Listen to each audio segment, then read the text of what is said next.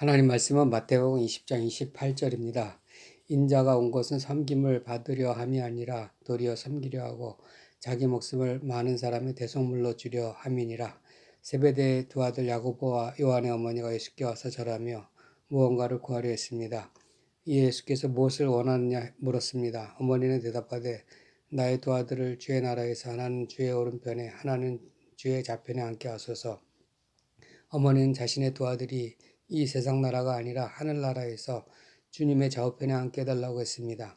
예수께서 여인에게 대답하시기를 너희가 간구하는 것이 무엇인지 너희는 모르고 있구나. 너희가 나의 마시는 잔을 마실 수 있느냐? 곧 너희가 하늘나라에서 높아지려 하느냐? 그러면 내가 마시는 잔을 마셔야 한다. 그 잔은 고난의 잔이라고 했습니다. 그러자 세베대의 두 아들 야곱과 요한이 할 수 있습니다 하고 대답합니다. 야곱과 요한은 주님이 정말로 사랑하는 제자들이었습니다. 예수님은 그들에게 그렇다. 너희가 내 잔을 마실 것이다. 그러나 누가 나의 좌우편에 앉는지를 정하는 일은 내가 하는 일이 아니라 아버지께서 정하실 것이다. 아버지께서 누구를 위해 예비하셨는지 모르지만 그들이 얻을 것이다. 이런 일이 있었다는 소식을 다른 열제자들이 듣고 야고보와 요한에 대해 분노했습니다. 예수께서 제자들의 다투는 모습을 보고 불러 다음과 같이 말씀하셨습니다. 집권자들이 백성을 임의로 주관하고 고관들이 그들에게 권세를 휘두른다. 그러나 너희는 그렇게 하면 안 된다. 너희 중에 크고자 하는 사람은 너희를 섬기는 자가 되어야 한다. 너희 중에 으뜸이 되고자 하는 사람은 너희의 종이 되어야 한다. 내가 온 것은 섬김을 받으러 온 것이 아니라 섬기러 왔고 내 목숨을 많은 사람의 대속물로 주러 온 것이다. 섬긴다는 말은 오늘날 세상 권력에서도 사용되기 시작했습니다. 그만큼 세상에서도 권력의 의미를 새롭게 받아들이기 시작했습니다. 섬김을 가장 잘 보여주는 예수님 말씀은 내가 마시려는 잔을 너희가 마실 수 있느냐는 말씀입니다. 예수님이 마시는 잔은 십자가의 저주와 조롱과 실패와 미움에도 자신을 기꺼이 내어주는 것이었습니다. 예수님은 이 땅에 오실 때 인류의 죄의 짐을 짊어지기 위해 어린 양으로 오셨습니다. 희생양, 대속양으로 오셨습니다.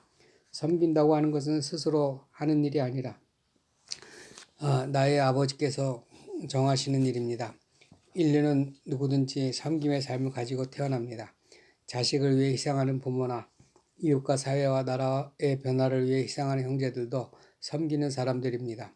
예수님의 제자들은 그 중에서도 특별한 섬김의 삶으로 부름을 받았습니다. 사도 바울은 내가 하나님의 종이 된 것은 하나님을 섬길 뿐 아니라 너희를 섬기기 위한 것이라 했습니다. 섬기는 일은 특별한 삶이라기보다는 모든 사람이 가는 길이요 모두에게 부여된 삶이라 부를 수 있습니다.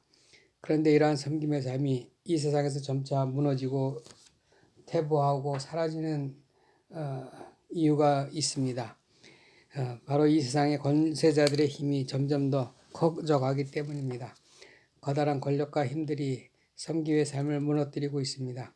모든 민족과 모든 나라들마다 힘 있는 권세자들이나 권력자들에 대한 숭배가 있습니다. 이러한 권력의 숭배들이 섬김을 무너뜨리고 있습니다. 오늘날 재벌이나 세계 최고의 기업과 같은 부자들이 숭배의 대상입니다. 그런데 가장 큰 권세와 힘과 권한을 가지고도 섬기는 분이 계십니다. 바로 예수님입니다. 인류는 예수님으로 말미암아 가장 큰 권세와 힘을 가졌다고 해서 섬김에서 떠나거나 벗어나는 것이 아님을 알게 됐습니다. 오히려 그들에게 모든 이들을 섬기는 사명이 주어지는 것임을 알게 된 것입니다. 오히려 모든 이들의 종처럼 섬기는 일이 그들에게 주어짐을 알게 되는 것입니다. 예수님의 섬김은 이 세상이 하나님의 심판을 받았음을 말해줍니다. 권세로서 백성을 부리려는 이 세상에게 결국 남는 것이 고통과 멸망과 부끄러움만 올 것이라는 것을 선언한 것입니다.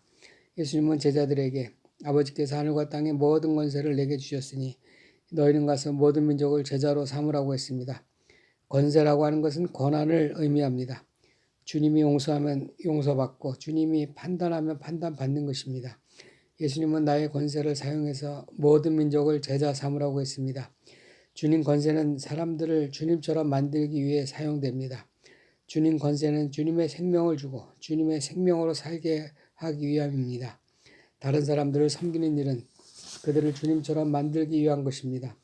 주님처럼 되는 것은 주님과 같은 뜻과 같은 의지와 같은 마음으로 사는 것을 말합니다. 내게 있는 재능이나 권한이나 능력을 섬김을 위해 사용하는 것입니다. 물론 섬김은 어렵습니다. 그러나 누구든 믿는 자는 섬길 수 있습니다. 성도 여러분, 섬기는 일은 반드시 섬김의 대상이 존재합니다. 예수님의 섬김은 인류를 섬기는 일이었지만 근본적으로 아버지 하나님을 섬기는 일이었습니다. 예수님은 아버지를 섬기기 위해서 이 세상에 오신 것입니다. 아버지의 나라를 위해서 오신 것입니다. 아버지의 사랑을 실현시키기 위해 오신 것입니다. 아버지를 섬기는 일이 곧 인류를 위해 자신의 몸을 내어주는 구체적인 일이었습니다. 십자가의 길은 아버지의 뜻이요 십자가는 인류를 위한 대속 제물이 되는 것이었습니다. 섬김이란 자신을 하늘 아버지에게 내어드리는 것입니다. 그것이 자신의 희생과 고난이 될지라도 자신을 내어주는 것입니다. 섬김은 아버지께서 하라는 일을 하는 것입니다. 성도의 섬김도 아버지의 일을 하는 것입니다. 섬김은 내가 정하는 것도 아니고 내 마음대로 하는 것도 아닙니다. 섬김은 아버지가 정해주시는 것이요 아버지 뜻대로 섬기는 것입니다. 아버지께서 나를 섬기는 자로 만들어 주실 뿐 아니라 내가 섬겨야 할 사람을 주시고 어떻게 섬겨야 할지 가르치는 분이십니다. 사도 바울은 자신의 섬김이 모든 사람에게 복음을 전해주는 일이라 믿었습니다. 물론 바울은 모든 이들에게 복음을 전할 수 없었습니다. 복음을 받아들이는 이도 있지만 반대하고 싫어하고 조롱하는 이들도 많았기 때문입니다. 복음은 억지로 힘으로 전할 수 없습니다. 복음은 하늘의 미랄처럼 자신의 희생으로 전해집니다. 사도 바울은 자신의 삶을 하나님께 드리고 하나님을 믿고자 하는 이들에게 기꺼이 자신을 내어줌으로 복음을 전했습니다. 섬기는 일은 사람들의 욕구나 욕망을 채워주는 일이 결코 아닙니다. 사람들을 즐겁게 해주는 일도 결코 아닙니다. 사람들의 개인적인 일을 이루도록 도와주는 일도 아닙니다. 섬기는 일은 아버지의 뜻이 하늘에서 이루어지듯이 땅에서도 이루어지도록 하는 것입니다. 섬기는 일은 다른 이들을 주님 제자로 만드는 것입니다. 모든 이들에게 이러한 일이 일어나지는 물론 않습니다. 오히려 대부분 실패할 것입니다. 그러나 씨를 뿌리고 물을 주고 김을 매는 심정으로 각자 자신에게 주어진 일을 하는 것입니다.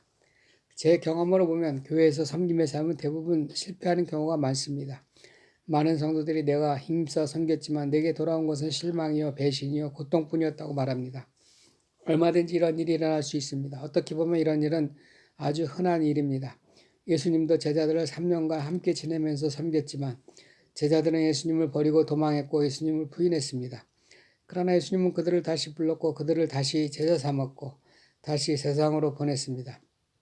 주님의 제자가 되는 일은 단순히 교회의 중요한 직분을 맡은 일꾼이 된다는 의미가 아닙니다. 주님의 제자로서 섬기는 삶을 산다는 것입니다. 그것이 가정이든 어디든 관계없이 자신이 있는 곳에서 섬기는 삶을 사는 것을 말합니다. 섬김의 열매를 당장 급히 거두려고 해서는 안 됩니다. 눈에 보이는 열매를 급히 얻으려고 해서도 안 됩니다. 섬김의 열매는 주님이 얻는 것입니다. 섬김은 내 제자를 만드는 일이 아닙니다. 내 사람을 만드는 일이 아닙니다.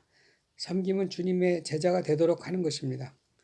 오늘날 교회가 심각한 어려움을 겪게 되는 이유는 주님의 제자가 아니라 특정한 사람의 제자를 만들려고 하기 때문입니다. 어떤 사람이 주님의 제자가 되는 일은 오랜 세월이 걸립니다. 오랜 실패와 오랜 시련과 많은 환난과 고통도 따릅니다. 그러므로 어떤 성도가 실패하고 환난을 겪고 고통을 겪는다고 해서 그가 제자로서 실패한 것이 아닙니다. 그는 제자로서의 삶을 여전히 살고 있는 것입니다. 섬김에 대해서 사람들의 판단은 너무 단편적인 것임을 기억해야 합니다.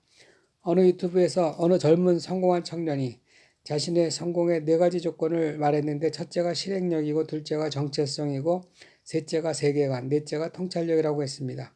실행력은 당장의 행동력을 의미했고 정체성은 지금 당장 어떤 것을 결정하는 힘을 의미하고 세계관은 다른 이들을 포용하는 포용력을 의미하고 통찰력은 멀리 떨어져서 객관적으로 바라보는 눈을 의미한다고 했습니다. 멋진 통찰력입니다. 주님 제자가 되는 것도 이런 요소를 가집니다. 실행력, 정체성, 세계관, 통찰력이 필요합니다. 제자란 주님의 실행력, 주님의 정체성, 주님의 세계관, 주님의 통찰력을 가지는 것입니다. 섬김이란 주님의 제자로 삼는 일입니다. 이 일은 내 일이라기보다 아버지와 아들과 성령의 일이십니다. 우리가 할 수 있는 일은 주님처럼 다만 섬기는 일을 하는 것뿐입니다. 섬김에는 불굴의 인내가 필요합니다. 섬김에는 주님께 대한 믿음과 순종과 사랑이 필요합니다. 섬김에는 자기 부인과 희생이 필요합니다. 이런 면에서 섬김은 자신을 하나님께 내어드리고 하나님이 내게 맡기신 사람들에게 자기 자신을 내어주는 일입니다.